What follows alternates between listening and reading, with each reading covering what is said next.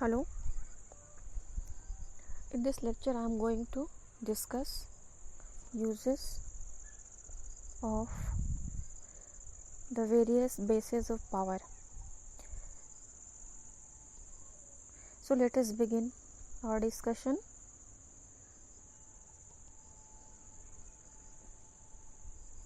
Power can be used by a variety of people in a variety of ways. A useful perspective for studying the uses of power is illustrated.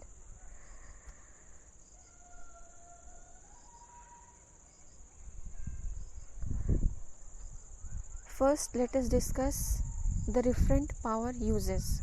How can we use the different power? Using different power. Different power can be a great asset to a leader.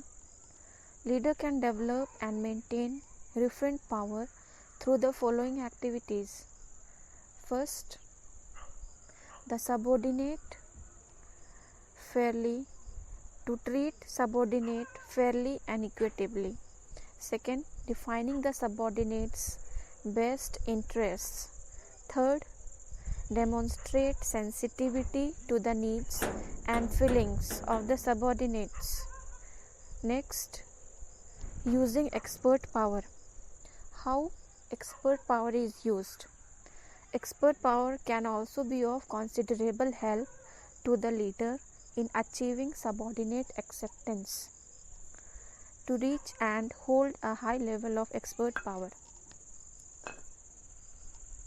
a leader should first promote his or her image of expertise. Next, maintain expert credibility. Behave in a confident and decisive manner.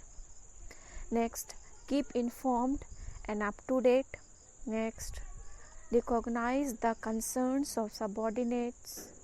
Next, avoid threatening the self-esteem of subordinates. By these ways, expert power can be used. Next, let us move to the legitimate power. Using legitimate power. Leaders exercise legitimate power by formally and consistently requesting subordinates to do things that help the group achieve pre-established group objectives. Some of the guidelines for the use of legitimate power include the following. First, always be cordial and polite with subordinates. Second, maintain an air of confidence in the legitimate power role. Third, clarify instructions carefully and follow up to verify understanding. Explain the reasons for request. Follow proper organizational channels. Next, exercise legitimate power regularly and consistently. These are the various ways by which legitimate power can be used. Now let us move to the next topic, using reward power. How can a reward power can be used? Reward power is generally the easiest and most enjoyable power base for both the leader and the subordinate. The potential values of the reward power base can be maximized by adhering to a few basic guidelines as follows. First, verify performance and compliance. Next, make requests to subordinates that are both feasible and reasonable. Next, make only those requests that are ethical and proper. By these ways, we can use the reward power.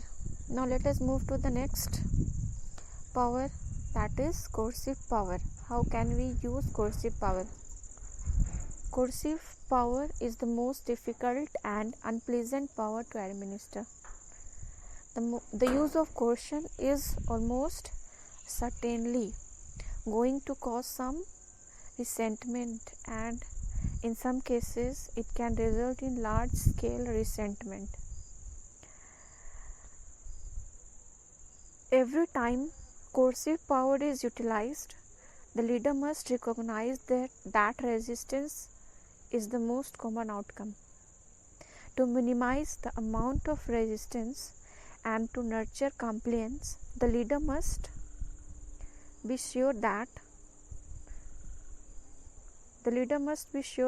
all subordinates fully understand all things. Warn subordinates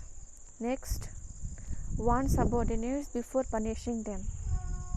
Next, administer punishment uniformly and consistently. Next, be sure you fully understand the situation before acting. Next, maintain leader credibility.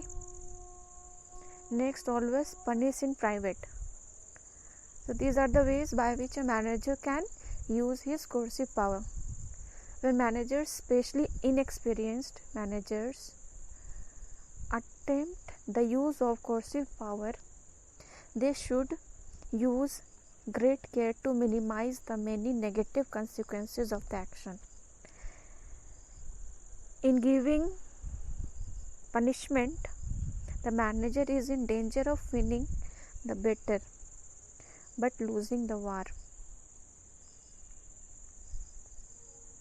So this is the coercive power. So these are the various ways by which the different sources of power or the different bases of power can be utilized in an organization. Hope you understand. Thank you.